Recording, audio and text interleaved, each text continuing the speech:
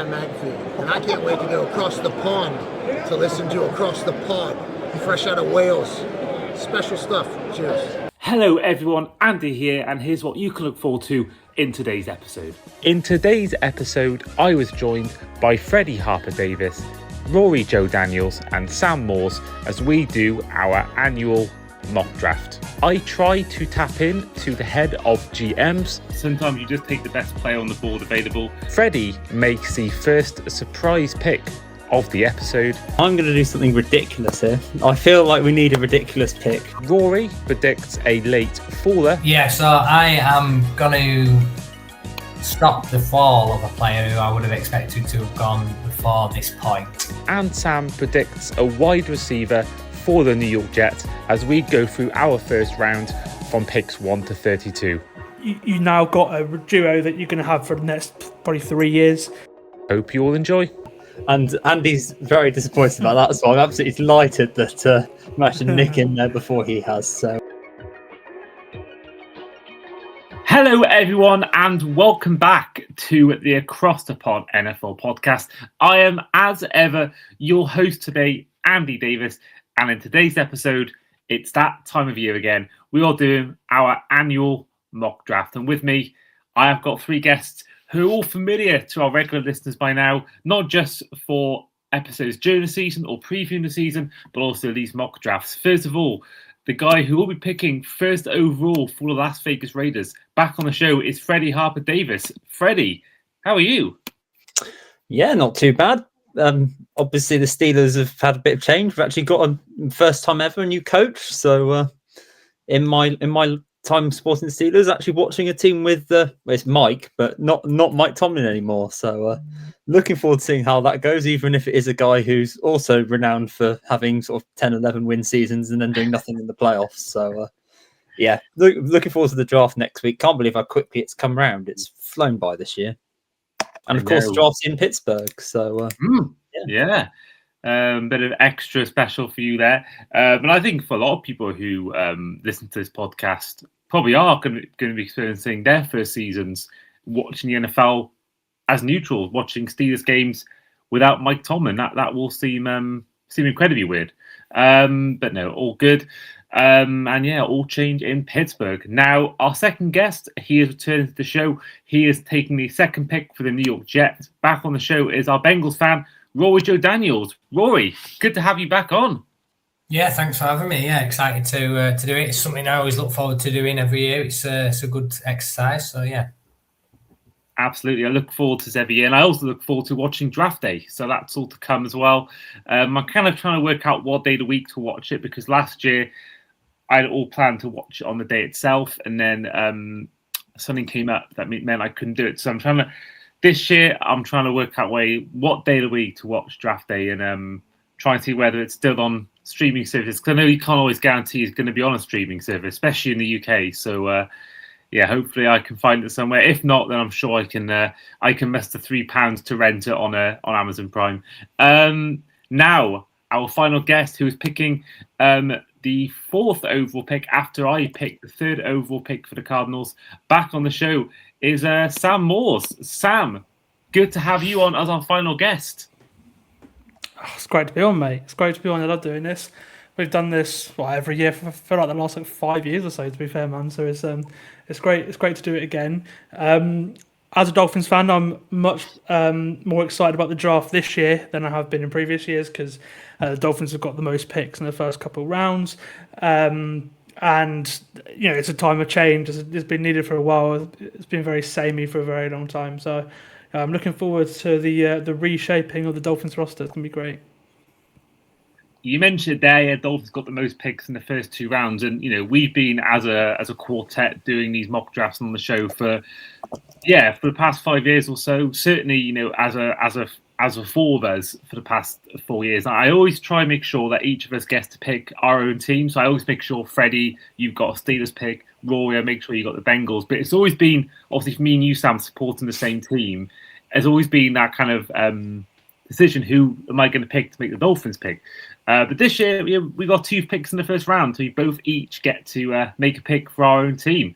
And don't forget as well, before the episode does start, this episode is sponsored by Fantasy Game Day app, where you can use code Andy5 for money back off your first paid lineup. On this day, on April 17th, in 1963, NFL Commissioner Pete Rozelle suspended Green Bay Packers halfback Paul Hornung and Detroit Lions defensive tackle Alex Karras indefinitely for betting on football games. And in 1999, the Cleveland Browns took quarterback Tim Couch first overall, and the likes of Boomer Esiason, Ali Marpet, Tony Pacelli and Bryce Huff were all born. Well, let's get on to the draft. And of course, like always, we are going to have the option of trade. So we all have a private group chat where we can all WhatsApp each other with updates. So with trade offers regarding. So may not be a trade this year. There may not be a trade, but there might be a trade. So keep an eye out on this podcast. Throughout the show, we may well get a trade in this episode. But the Las Vegas Raiders are now on the clock, as is Freddy Harper-Davis, who is picking the first overall pick, and will be in order of Freddie, then Rory, then myself, then Sam, all throughout the first round, except for the final round where, due to making sure we both get the Dolphins, slightly different in the final 4 picks. But anyway, Freddie, who are the Raiders taking first overall? Well, this is not easy in any way, shape or form. It's a really tough decision, this one. I don't know who to go for. Well, I think the Raiders, they could pick up some random quarterback off the street and be fine. And so I think we could go with a different positional player. No, I'm just kidding. It's Fernando Mendoza.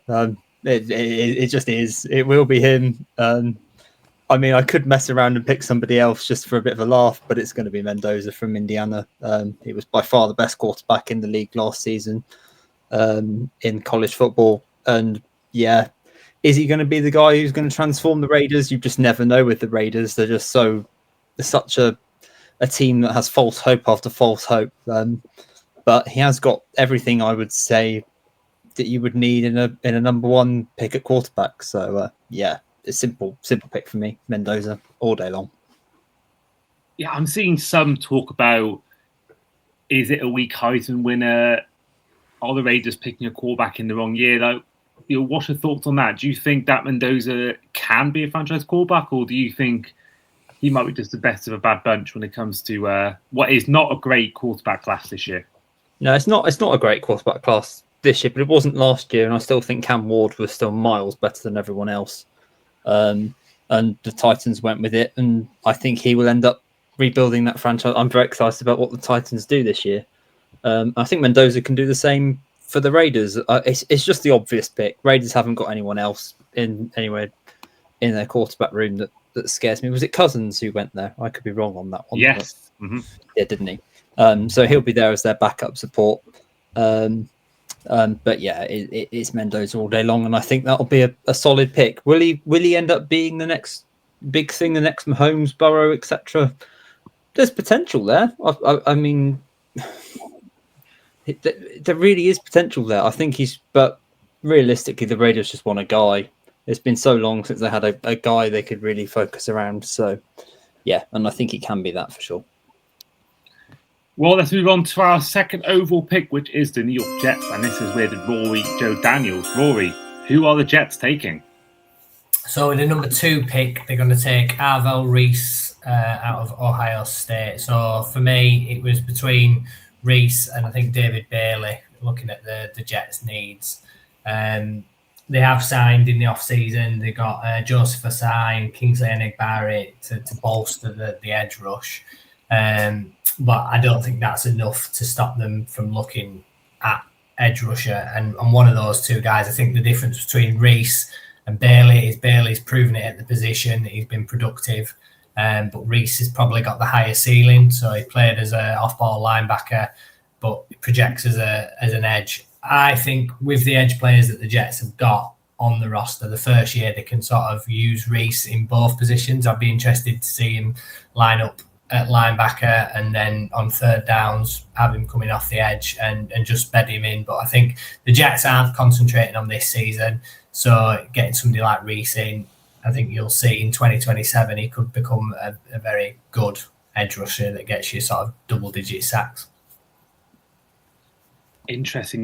Now that leaves the third overall pick, which is with me and the Arizona Cardinals, and I am now torn between two players.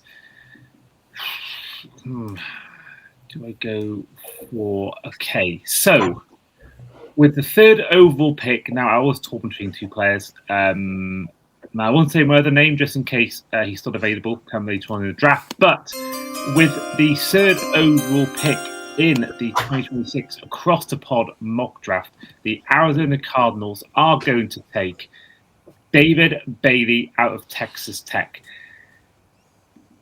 Yeah, I was torn between him and a player from a different position, but I kind of feel like they could get a guy in this position later on in the draft.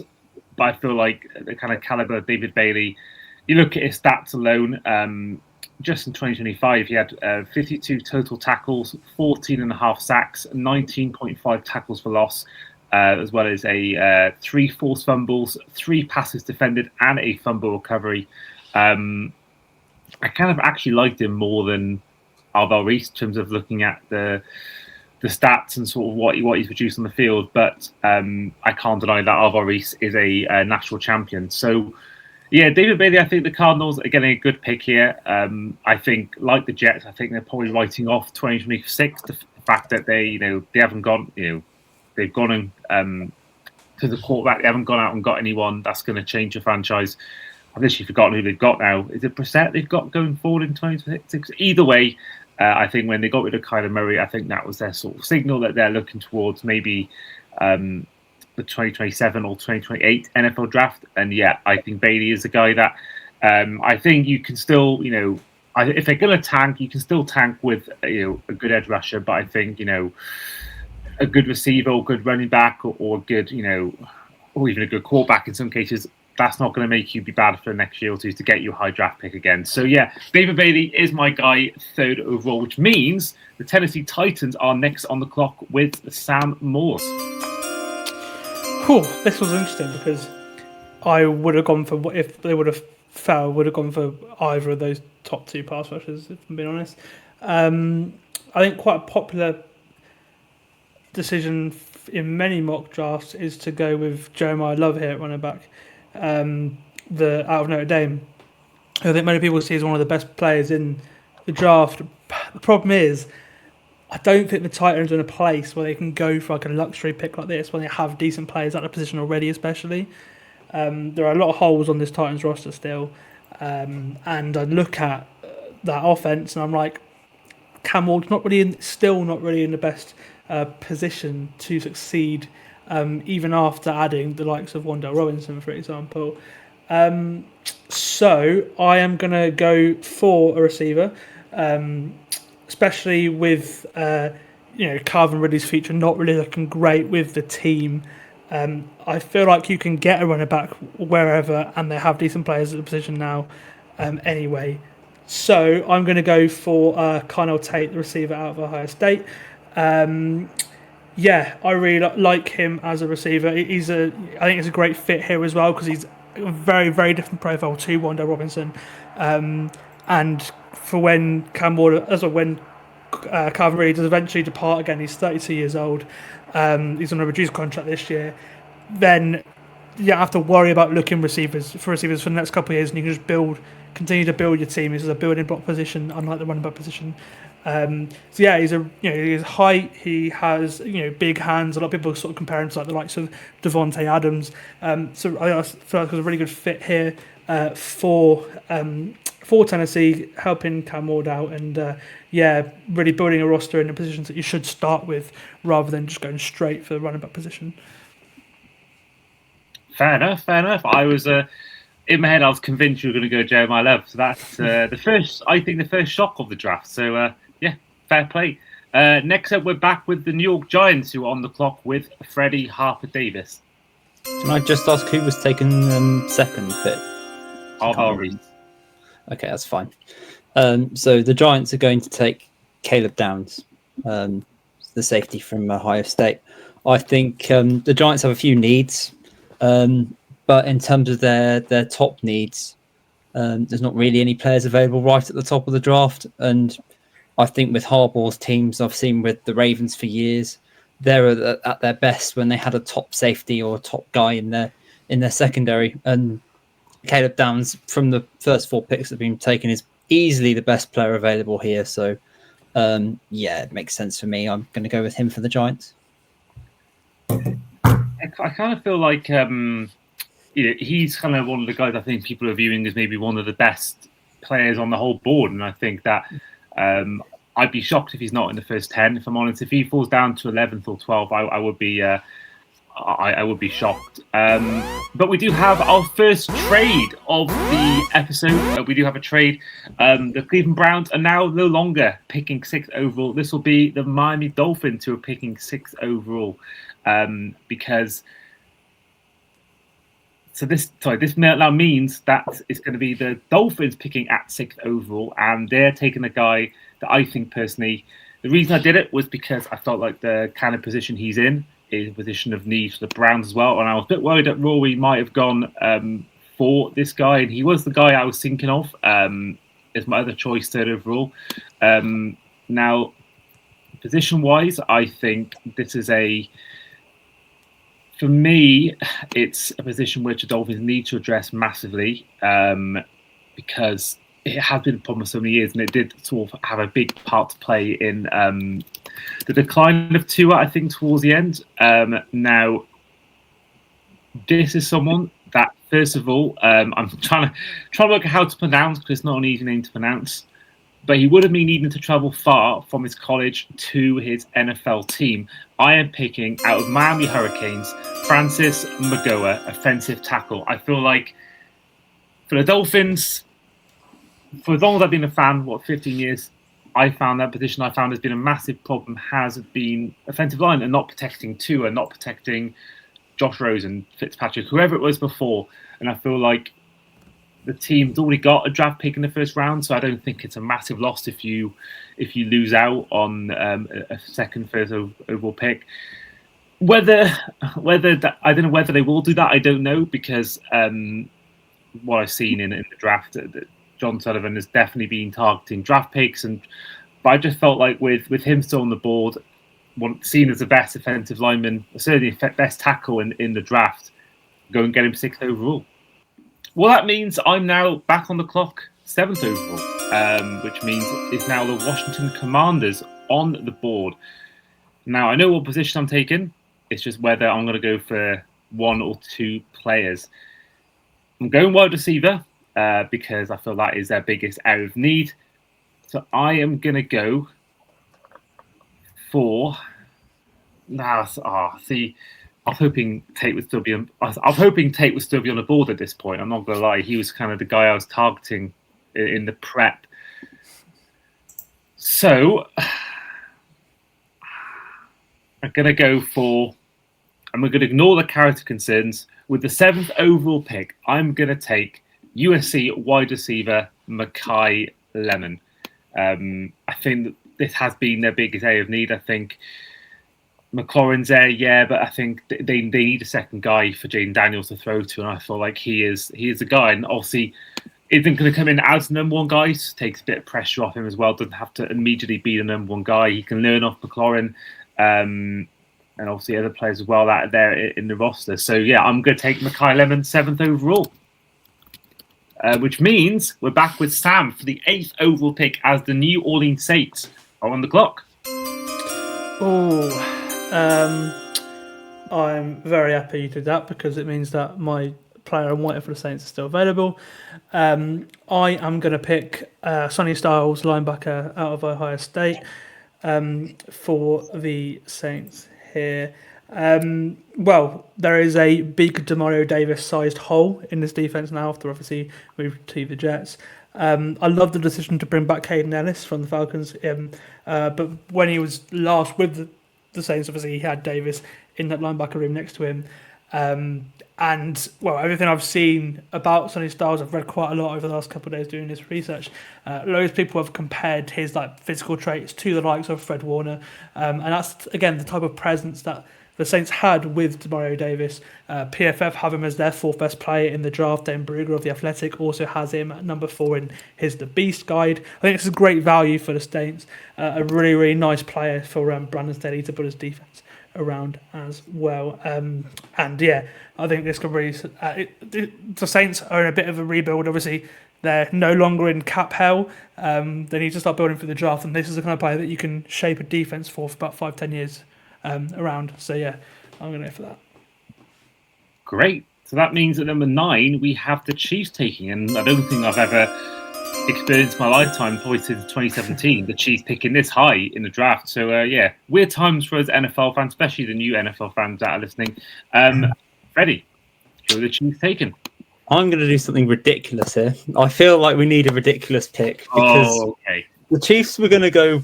I was going to go wide receiver all day long, and then two have gone in the first 8 picks. So I'm going to take a big punt here. I know they've already taken Kenneth Walker as a free agent, but I'm going to go with Jeremiah Love as well to give him a proper 2-headed beast. I actually like that. I like that a lot because sometimes I see GMs talk about all the time. Sometimes you just take the best player on the board available, and yeah, I think that because I think they have to go weapon. I think the Chiefs, whether it is running back, whether I think I'll go wide receiver personally. I do think that's where I'll go. Whether it's first or second round, they need weapons. I think that it would certainly ease the pressure off Mahomes if the O line continues to struggle in KC. So yeah, I like that pick a lot. We did an episode previously, me and Aaron Fletcher, where we went through our top 10 most intriguing players to watch going into the draft, and he is one because for me personally, I think 1, 2, 3. I think unless someone trades up to get the 2nd or 3rd pick, it's going to be it's going to be edge rusher, central, probably the 2nd and 3rd pick, maybe O lineman at 3rd. But then I think when he gets to Titans at 4, I think that's when it really gets intriguing, especially if he doesn't go to the Titans. So I think he's a really intriguing one where he'll go. Seen as many by the best as the best player on the board. I think that teams. I think that 3rd spot teams could trade up for the Cardinals. And I think I'm really intrigued where he goes. I think he'll go Titans at 4, but I'm really intrigued where he might go. I really am. So now on to our 2nd out of 4 fan picks. We've got the Bengals at 10th overall, which means Rory, you are on the clock for 2 picks in a row. Yeah, it was always going to be defensive side of the ball for the Bengals.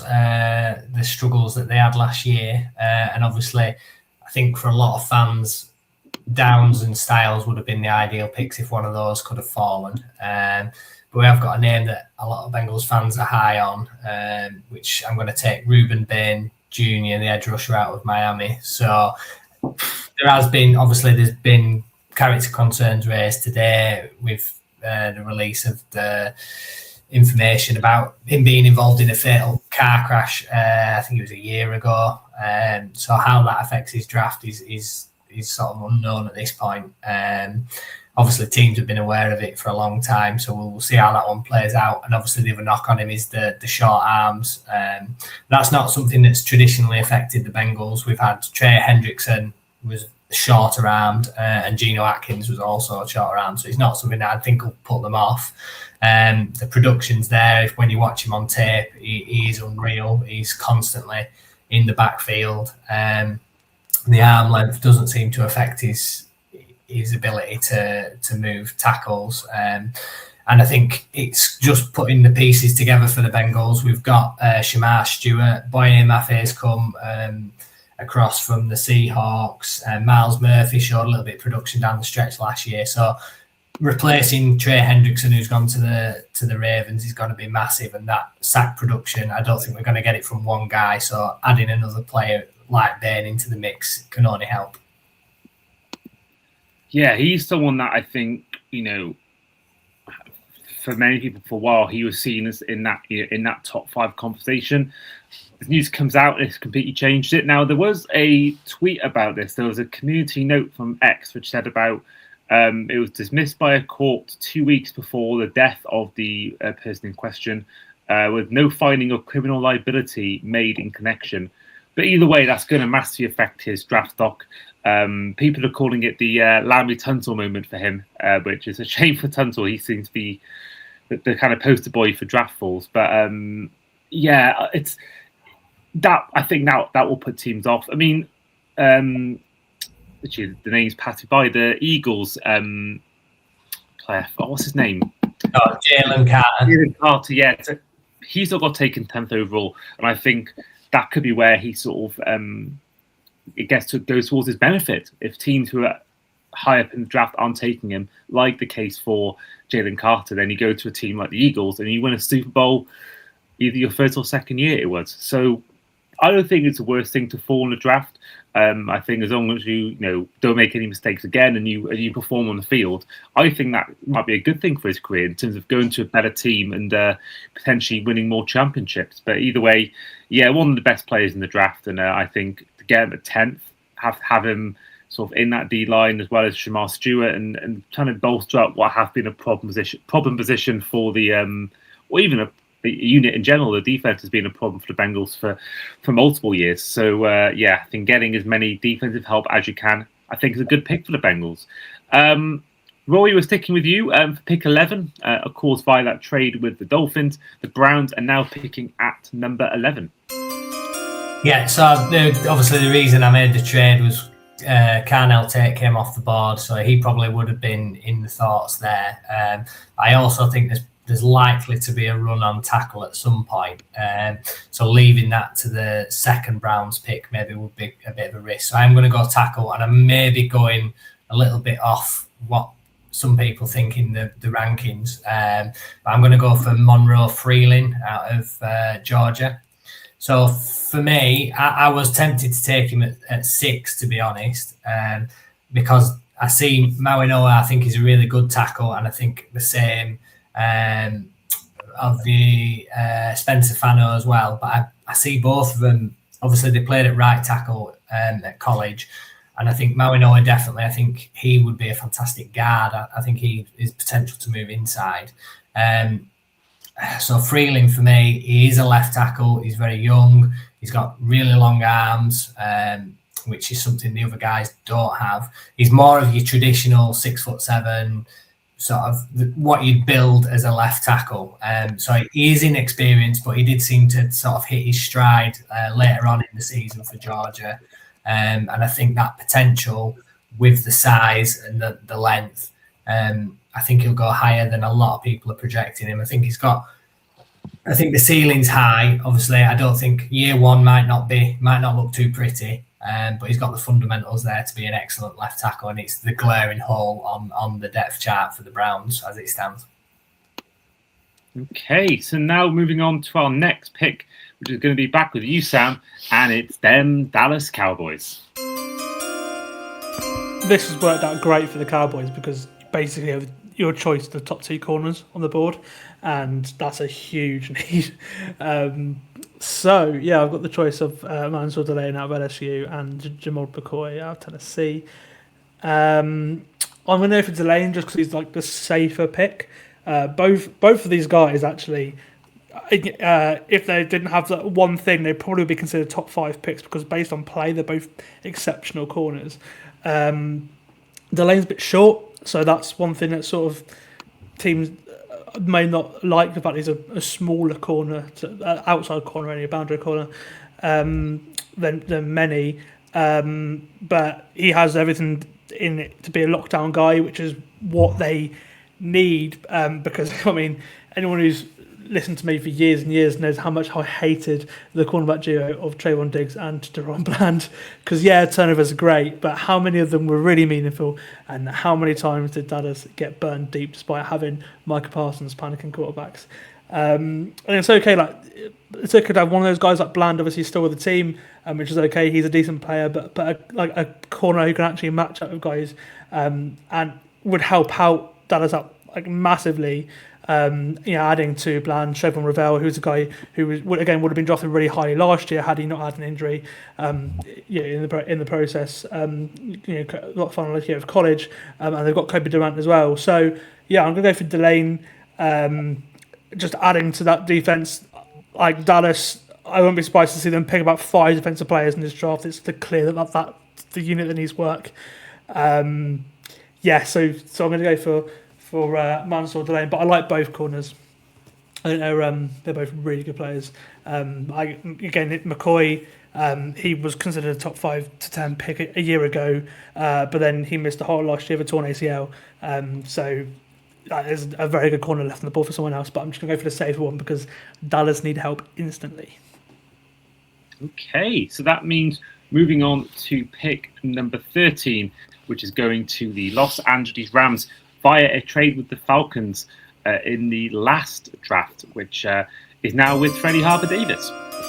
Sam's just made my life very easy for me because the Rams are in a position where they can take a risk because they are a very good team and they do need a corner, so they are going to take Jerma McCoy. Okay. So next up is Rory-Jo with one of his division rivals, the Baltimore Ravens. Yeah, I thought that was going to be a typical Ravens pick. Then I thought McCoy might make it to me, and that is just like such a thing to happen to the Ravens to be able to go and grab a guy like that. But we'll flex out to probably the best guard that's left on there. So we're going to go with Vega Ione out of Penn State. Strengthen the offensive line in front of Lamar Jackson. I think Ione's really good. Obviously, positional values not as strong as guards over tackles. And could have gone maybe Spencer Fano if they think they could convert him to a guard. He's got potential, but I think you've seen it on tape with Ione. I think he's just a plug and play guard. I think he'll be one of these guys that plays for 10 years and everybody will just think it's a slam dunk pick, and it just makes a lot of sense. It's the kind of thing the Ravens do all the time. Yeah, there's some teams in the NFL that seem to always get the draft right. I think the Eagles are one. The Rams have been one in recent years. Where I think having a good GM, makes such a huge difference. I think me and Sam have experienced. The one thing the Ravens can't do is draft a pass rusher, but everything else they're good at. No. I mean, there was talk that they were going to go and their original plan was to get Hendrickson and Crosby. So I think they're definitely. I think their plan might be okay. Well, if we get sacrifice Crosby, we'll get Hendrickson in, save draft picks, and then use the draft pick on an edge rusher. I think I can definitely see them going edge. I really can. But obviously, O-line with what they're doing in this draft, and I think again, they're one of these teams that have got a good enough team in some areas that they can go and get the best player on the board. And I think protection for Lamar Jackson is always going to be encouraged. So yeah, I like that pick a lot. I'm moving on to myself now at number 15, which is the Tampa Bay Buccaneers. Now, a bit of a risky pick because of the injury history, but I'm going 15th overall. I'm going for, once again, edge rusher. I'm going for Akeem Mesidor out of Miami. Now, the main thing that people have been criticising him for is his history of injuries in the past. And also, they're saying that he's not the best against the run. But from what I've seen in his sort of tape, his stats that he recorded with Miami Hurricanes in 2025, he had actually in college in total, whether it's with West Virginia or Miami, he had 208 total tackles, 52.5 tackles for loss, and 35 sacks, with 12.5 of these being in 2025. 4 forced fumbles as well in 2025. So despite the injuries in 2023, he's come back and made an impact. So that might not be enough to put teams off. Judging by his scouting report, his hand combat skills is being seen as one of his strengths, and in the pass rush as well. So I think with the Buccaneers, they were in desperate need of having a sort of defensive help in that area. You're looking here at their sort of stats against the pass, and they were 27th in 2025. So I think adding in someone like him who can improve that defense under Todd Bowles, who's a defensive-minded head coach, I think it's a good match there for the Tampa Bay Buccaneers. But we'll move on now to the 16th overall pick in the draft, and this falls back with Freddy Harper-Davis, who is picking for the Sam with the New York Jets. I mean, I'd rather not pick for the Jets now because they've got a bit of a nice pick here. I've got written down on my notes: go best receiver or best corner, and the receiver is still on the board for the Jets because look, they've got not much beyond Garrett Wilson, and I mean he's been unreal with like all the attention in the world for years because they've not really had a running mate of him. Now he's going to get one. I'm picking Jordan Tyson out of Arizona State. Well, a lot of people see him as like the best receiver in the draft, but based on pure talent, the only thing that hampers him is the fact that he's had lots of injuries in the past, and that could see him fall. His like catch radius, his route running is things that people praise him for. I think people tune into Chris Simms's like receiver rankings a lot of the time because a lot of them just get that kind of position right pre-draft, and he compared him to Odell Beckham Jr. I think that's pretty high praise. You see a lot of acrobatic catches. He's a weapon in the red zone. 18 touchdowns in his past in 2 seasons, and yeah, like again a complete different profile to Garrett Wilson as well. I think again the Jets just touring up on offense, and that's good because they get as many good players as possible, and then worry about QB in a couple of years' time. And again, we've got more picks. It's just about building a roster for the Jets. And again, Garrett Wilson's not had anyone with him. They've committed to him last off season. You now got a duo that you're going to have for the next probably 3 years, and then you can focus on the rest of your roster then. And maybe get some good play out of Geno Smith. Okay, so then this one is Freddie. The 17th overall pick is the Detroit Lions. Weirdly, I don't know how this draft seems to be working with the good players that you need seems to be falling at the right places. Because to be honest, I was going to take Monroe Freeling in this pick. I was thinking he was definitely going to get to 17, and I'll take him for the Lions, and I'll be delighted with it. But Spencer Farno's still on the board, so I'll very much have him and take him as my tackle choice. So, and Andy's very disappointed about that, so I'm absolutely delighted that managed to nick in there before he has. So, yeah, Spencer Farno is the pick for the Lions. Damn it. That's my plan. Well, I had 2 players in mind for one of my picks coming up. So as long as Rory doesn't pick this one next time round, then I'm okay. But it's if Rory picks this guy next, then I'll be a bit in limbo as to what to do. But Rory, let's give it over to you for the Minnesota Vikings, who are now on the clock.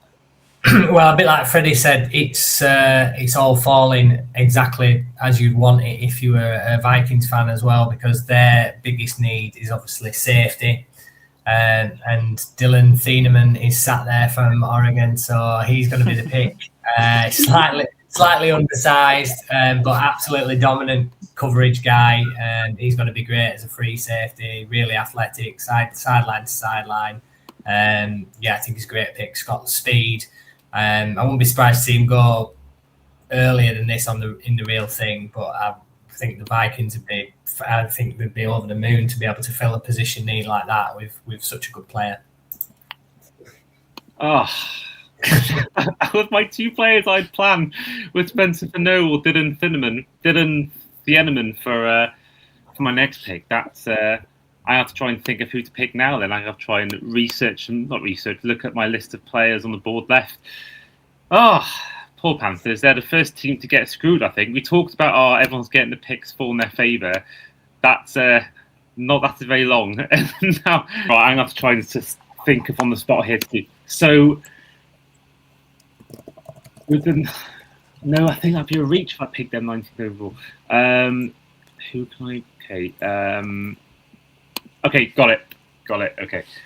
So I finally made the decision. That took a while, Jesus. So with the 19th overall pick, the Carolina Panthers will be taking out of Toledo safety Emmanuel McNeil Warren.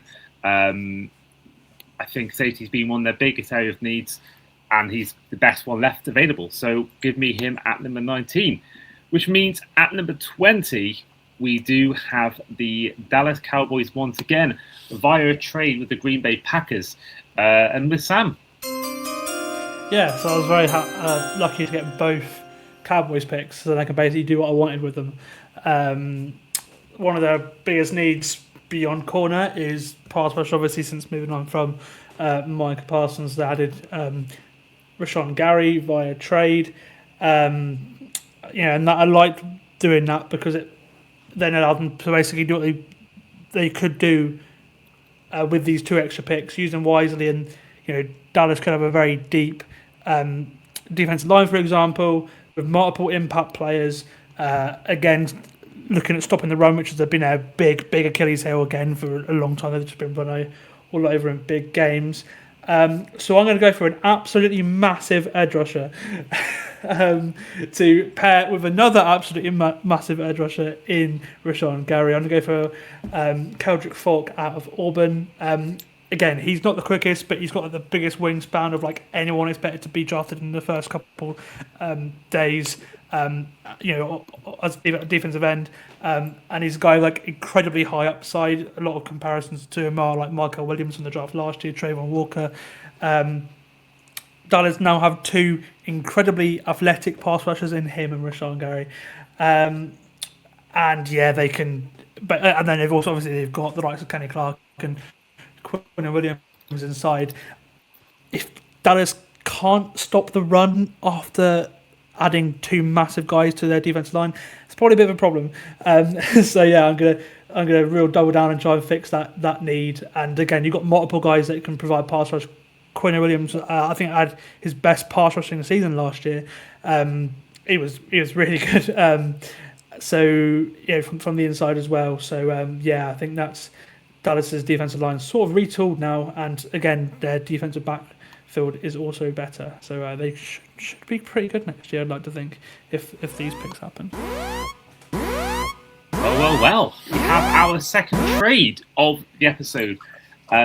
Freddy's trading with himself. So the Chiefs are now trading up to pick 21 in place of the Pittsburgh Steelers, in place, obviously, for the 29th overall pick held by the Chiefs and a second next year, which means, Freddy, who are the Chiefs taking 21st overall? Just before I make myself sound like an idiot, who was taken at 19? Because I didn't get the note. Emmanuel McNeil Warren. Okay. Cool. So, because I want to have a bit of fun with this draft, I'm not taking it too seriously. I wanted to make sure I got this guy before. We wanted to get weapons for the Chiefs. I want to get a weapon, and I'm going to go for KC. Conception to KC. Let's go. KC drafting KC, and I thought I'd better get him before somebody trades him. The Steelers don't really have anyone of any need that I thought was on the board, so I've gone and got him, and I'm having a laugh with it. So KC's going to KC. Having a laugh, a bloody good laugh. Peep Show fans will know that reference. Unbelievable pick. I think he is a guy we mentioned before in our players to watch. A guy that I think we should all be rooting for. With all his off-field struggles he's gone through in his life. Great pick for the Chiefs, and I think for him as well, great move for him. I mean, getting to receive balls off Patrick Mahomes. And obviously, for now, Andy Reid. I don't think he'll be there for his entire NFL career. I think at some point he will retire as head coach. But yeah, certainly, getting to play for Mahomes and at least for a few years, Andy Reid, that'll be a great. I think if the Chiefs take a wide receiver in that first round, I think whoever that is going to be they take, for them, that player in question, it's going to be a great move. I still think they're not. If they draft correctly, if they draft well in this year's draft, I think they could be back towards being somewhat contenders once again, at least for the division, if not maybe a deep playoff run.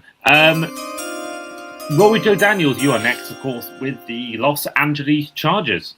Yeah, so I am going to stop the fall of a player who I would have expected to have gone before this point, because I just can't watch him. I can't take everybody else that's on the board now. I feel like there's a big drop off between this guy and the rest of them. So it's going to be tight end Kenyon Sadiq from Oregon, just because he is so good that I think obviously Oronde Gadsden was really good for the Chargers last year. So tight end isn't a need as such. But Sadiq, you can put him in the slot. He's so athletic that he's basically just like a a big receiver. So you can play two tight ends on the pitch at the same time with somebody like him. And obviously, you've got Lad McConkey who plays in the slot, so you can spell those guys. Quentin Johnston's had an up and down career as a receiver, so I think you can add somebody in there. I think you'd be looking more at wide receiver, really. But if somebody was like Sadiq was sat there, I don't think you could let him keep falling.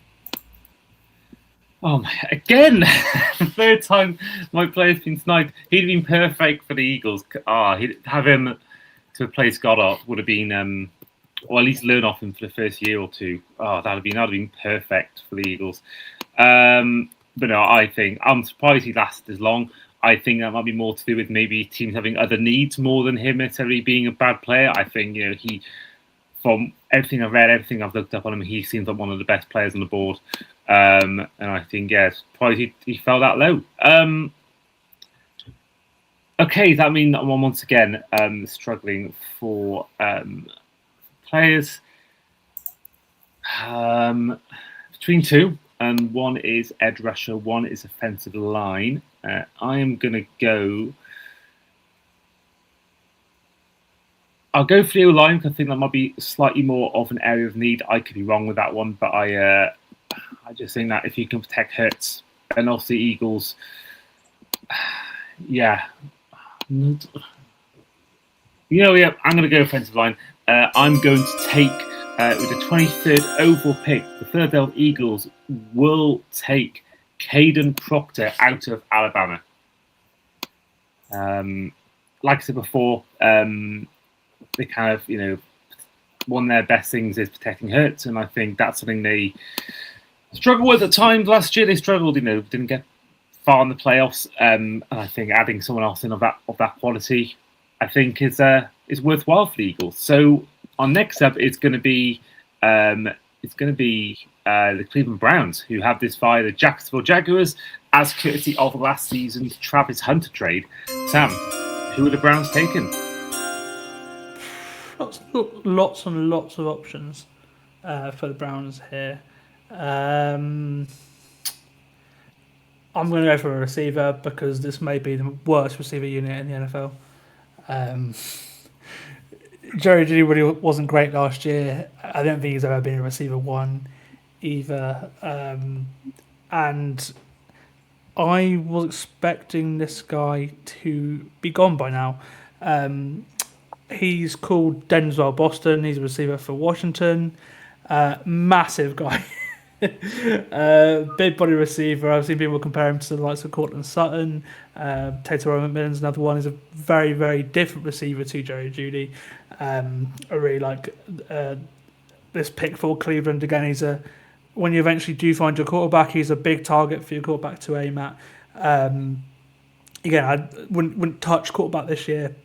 I think they just need to trade Myles Garrett away, get as many picks as possible, and really then try and target a quarterback in the next couple of years, because I don't see the vision of him still being on his team, because they have to do everything right to be a contender in the 3 years he has guaranteed, and I don't think that's going to happen because it's the Cleveland Browns. So yeah, I'm going to go for Denzel Boston, receiver at Washington. Right, so we got 8 picks left of this NFL draft, and 25th pick is with Freddy Harper-Davis, and it is the Chicago Bulls. Oh, not Bulls, but Chicago Bears. Well, we're dunking in with the next pick, and so I think with the Bears, it obviously a very, very good first year under their new coach, flying high on offense. I think they probably need to go defense. I've got a couple of corners in mind that the Bears could leap to, but I'm actually going to go with an edge rusher, and I'm going to go with TJ Parker from Clemson as my choice for the Bears. I think they just need a little bit more in terms of that pressure on the quarterback in that defense, just to try and lift the game. But the Bears they're a team I very much like and think they could go with a number of positions because they can just go with the best player available. And I think he's possibly the best player left on the board at the moment. I agree. When I was torn between two players before, the other player was TJ Parker for the Eagles. So looking at his stats, I mean, very impressive time with Clemson. In 2025, he had 9.5 tackles for loss, 5 sacks. And he had 2024, he had 19.5 tackles for loss and 11 sacks and 57 total tackles. So, again, it's more than just stats, but I think looking at these stats, you can see what kind of product he can give a team in the NFL. We're on to now the Buffalo Bills for Rory's penultimate pick, unless he has a trade up his sleeve. The Bills are taking 26th. Who will they pick? I think I was in two minds because obviously Parker would have been an option here. I think they do need a little bit more pass rush juice, but there is one receiver that I still think is good enough to be at this point. So I think that's the obvious one where the Bills will be looking to add. So I'll go with Omar Cooper Jr. out of Indiana, obviously a national champion last year. Big target for Fernando Mendoza. Operates mostly out of the slot. And I think he can be a strong sort of number 2 to somebody like DJ Moore. Obviously, we don't know what Keon Coleman's future is going to be there. They've got Josh Palmer, so they do need help. I'm not sure. I would have probably ideally liked somebody that was more of an outside receiver, but he's very polished, Omar Cooper, and he does have the odd spectacular catch in him. So he'll definitely be a help for Josh Allen. Absolutely. I think they'll go receiver. I know they got DJ Moore. I know Josh Allen is almost kind of 2 players in one with his ability to run and in that one game receiver ball as well. But for me, they have to get weapons. Because I know they had Diggs before and that didn't work out. But I just think you need weapons for Josh Allen because he can't expect him to do it all himself. So I think getting a receiver like him, I actually think they'll get Concepcion in the draft. I have this image in my head of him going to the Bills. I don't know why, but I can just picture him in a Bills jersey. So I think they'll go with him, but I think if it's not him, I think they will take a receiver with that first round pick. Now for my penultimate pick, which is going to be the San Francisco 49ers, and I'm going for a guy that will improve a defense that has seen players injured in recent years. I am going for Texas A&M's Cassius Howell. A guy that has, looking at his draft profile, they're quoting it having intelligent rush spacing, his spin counter, first step off the snap, being borderline violent, but the kind of the downsides are his sort of arm length, his pass rush, and the same as well. He drops his eyes and ducks his helmet into the first contact against the run. So pros and cons, but I think for a team like the Niners, I think a defense that saw a lot of problems last year, players staying on the field, to getting him in. I think one of the best players left available. I think it's a good pick for the Niners. So Sam, over to you for those Houston Texans. Well, I've got here written down offensive line no matter what with the Texans. I think that's the kind of philosophy they should have going into this draft, because obviously it's been a problem for quite a while now. And the best offensive lineman on the board is a guy called Blake Miller from Clemson. 6'6", obviously big tackle. They've got players similar to this. Is very much more of a developmental thing. But yeah, I just obviously he's a right tackle, which I think Rory alluded to. There's lots of right tackles in this class. But I just, again, I think we've seen teams basically draft offensive linemen until they fit. Obviously, they've lost like Titus Howard, for example. He's gone to the Browns. Just tooling up on offensive linemen, I think it's the thing the Texans need to do, and he's the best one on the board. Okay, so Freddie, over to you for your final pick of this mock draft. For the Pittsburgh Steelers, via that trade you made earlier in the episode, and also by the Rams, who did give the Chiefs this pick in their trade for Trent McDuffie. So Freddie, you're on the clock. I'm really struggling with the Steelers because they address a lot of the big needs in the in free agency, and the number one needs they really need is inside defensive line, particularly at guard, and there's just not the players in the draft early on to get one in the first round. I don't think they're going to take Ty Simpson, the quarterback from Alabama. I just don't think he's a Pittsburgh Steelers type sort of quarterback. They could go and get the other option is to get a wide receiver. I know they took Michael Pittman, but again, looking at what's gone on the board, a lot of the wide receivers have gone too. That's why I traded back, really. I thought Casey Conception wasn't really a Steeler, and the other couple of guys not either. So I'm really, really struggling with this pick, more than I've struggled with any of the others. I think I'm going to go cornerback. Again, the Steelers went and brought in one in free agency. But there's some big questions about our cornerback room in the last couple of years or so, and obviously Jalen Ramsey's now moved more towards a safety rather than a cornerback. So we've got that little gap there. I'm going to take Avian Terrell for the Pittsburgh Steelers, but it really could be anybody. Okay, so that means moving on to our third from last pick in this draft, and this is with Sam. You are picking because it is our second Dolphins pick of the episode. Who are you going to pick? And please make it good. Well, when you're picking at the end of the first round, it's basically a second round pick. You're basically getting a fifth year out of somebody. You're getting a fifth year option potentially. There's not really much value here at all.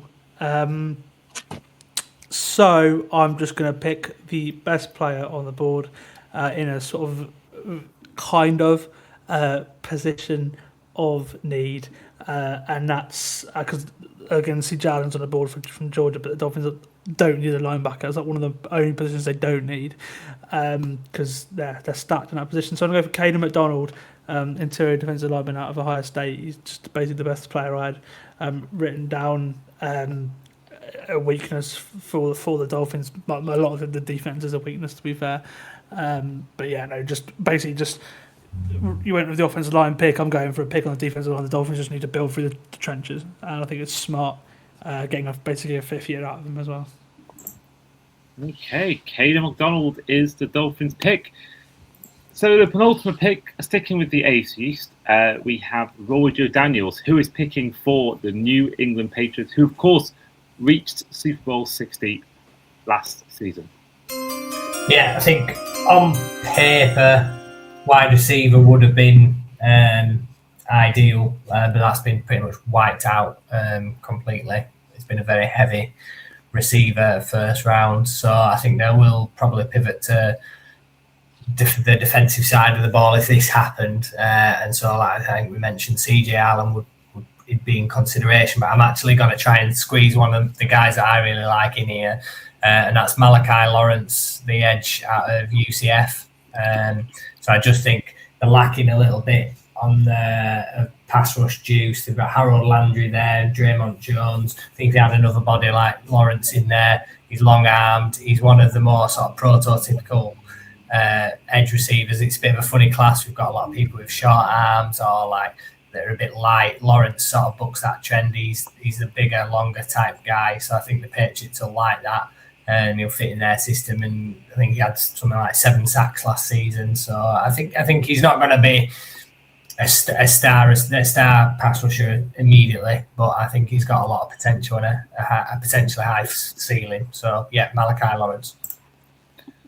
Okay, so that means is the last pick of the mock draft for this year's Across the Pod edition, and I have got the reigning champions, the Seattle Seahawks. Now, for me, I think the main area of need is the running back position, but I don't think there's anyone that they take with the first round because I don't think anyone, apart from if Jeremiah Love was still there. I was thinking if it got to pick 20 and he's still on the board, which I know is probably impossible, I would have maybe tried to trade up to get him. But, picked early on, as I was expecting. I wasn't expecting to be able to get him for the Seahawks. So I think, they will take players like either Jadarian Price or Mike Washington in the second round. But I'm going for an area of need, which is going to be the cornerback position, and I'm going for Colton Hood out of Tennessee.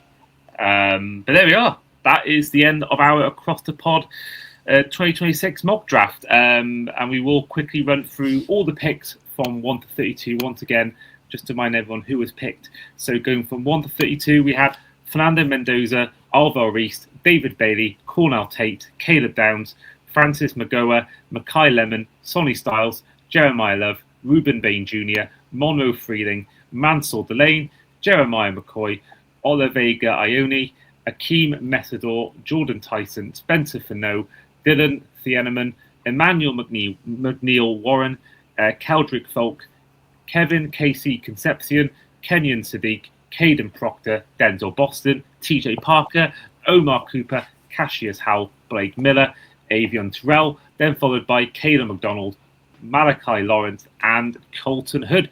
And we will put a graphic on socials a few days after this is released, so you can use this as a chance to vent your opinions on our draft picks, as well as in the comments on podcasts and Spotify, and of course on YouTube. And do follow and subscribe if you haven't already. But in the meantime, boys, it's been once again a huge pleasure having you all on.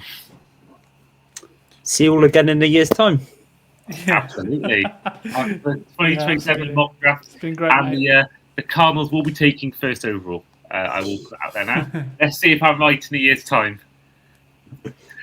But yeah, in the meantime, this has been the Across the Pod NFL podcast mock draft with myself, as ever, your host today, Andy Davis, with our guests in Freddy Harper-Davis, Rory-Jo Daniels, and Sam Morse. And we'll see you guys next time. Enjoy the draft.